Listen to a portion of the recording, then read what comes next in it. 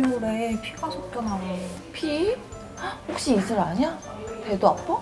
배는 안 아픈 것 같은데 잘 모르겠어. 일단 좀 앉아서 쉬어보자. 출산 예정일이 임박해지면 아기가 나오는 길을 마련하기 위해서 자궁 경부가 부드러워지는데요. 이때 열리면서 벌어지고 그러면서 점액질과 출혈이 나타나게 됩니다. 이러한 양상은 점액질이 섞여 있는 분비물이 피가 섞여 나온다든지 아니면 피 섞인 물이 나오다가 멈춘다든지 아니면 젤리 양상의 갈색 분비물이 나올 때 이것을 의심할 수 있겠습니다. 초산모의 경우에는 이슬이 보인다고 해서 꼭 바로 병원에 가실 필요는 없습니다. 사람마다 좀 다를 수 있겠지만 초산모의 경우 이슬이 보인 뒤에 보통은 24에서 72시간 내에 진통이 시작되는 것으로 알려져 있기 때문에 규칙적인 수축이 생길 때까지 기다리셨다가 생기시면 그때 방문을 하셔도 되겠습니다.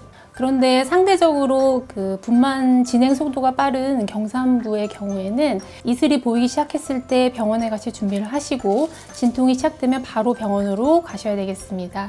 이때 분만이 바로 진행할 수도 있고 수술을 할 수도 있기 때문에 금식을 하고 가시는 게 좋겠습니다.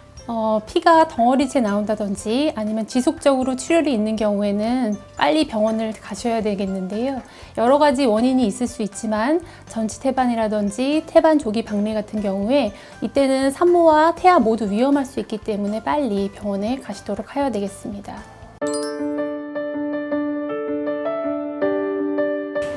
이상하네. 막 흘러내리진 않는데? 너 양수 터진 거 아니야? 그러기엔 양이 너무 적어. 속옷이 조금 젖은 정도? 양수가 아닌가? 나도 잘 모르겠다.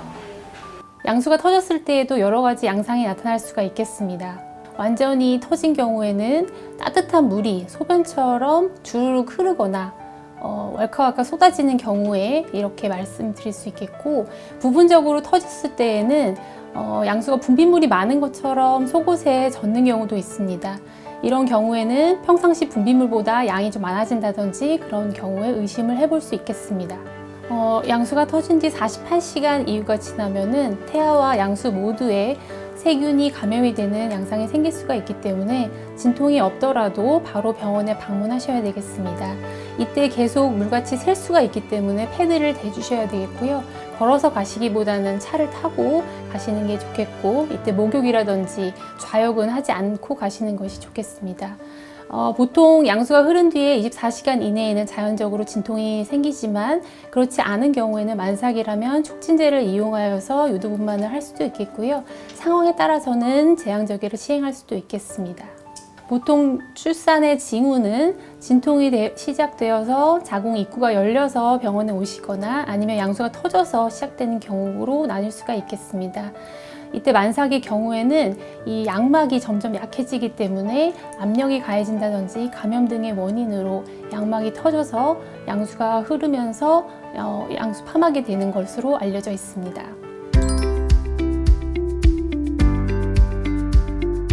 아우 아픈데. 어디가 아파? 허리도 아프고 아랫배도 아픈 것 같아. 아, 어제처럼 아픈 거야? 이렇게 아픈 지 며칠 됐는데 이게 진짜 진통인지 가짜 진통인지 구분이 잘 안 돼. 가진통이랑 진짜 진통의 차이가 뭘까? 자궁에는 수축 중추라는 게 있기 때문에 만삭 가까이 가면은 자연적으로 자궁 수축이 생기게 됩니다. 이때 자궁이 수축하면서 불규칙적으로 진통이 생기는 것을 가진통이라고 합니다. 보통은 불규칙적이고 시간이 지나면 없어지는 그런 경향을 갖고 있습니다. 진진통인 경우에는 처음에는 미약할지라도 점점 더 규칙성을 띈다든지 점점 더 통증이 심해진다든지 아니면 간격이 더 짧아지는 그런 경우를 해당을 할 수가 있겠고요. 이때 복통과 허리 통증을 동반한 경우에 진짜 진통일 확률이 높겠고요. 대변이 마려운 것 같은 그런 증상이 생기실 수도 있겠습니다.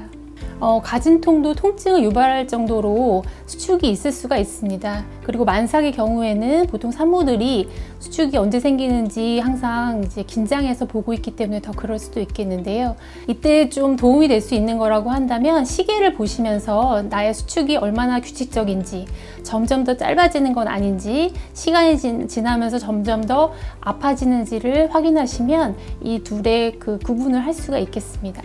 규칙적인 수축이 있더라도 초산모의 경우에는 조금씩 기다리시다가 점점 더 아파지시면서 7, 8분 간격으로 짧아지실 때 병원에 가시는 게 좋겠고요. 경산모의 경우에는 10분 간격으로 아프신다든지 아니면 점점 더 아파지시면 병원으로 가시는 게 좋겠습니다. 어느 한 곳이 집중적으로 아프다든지 1, 2분 간격으로 계속 수축이 있으면서 수축이 풀리지 않고 심한 통증을 일으키면서 또 출혈까지 동반이 되신다면 드물지만 태반 조기 박리를 의심할 수가 있겠습니다.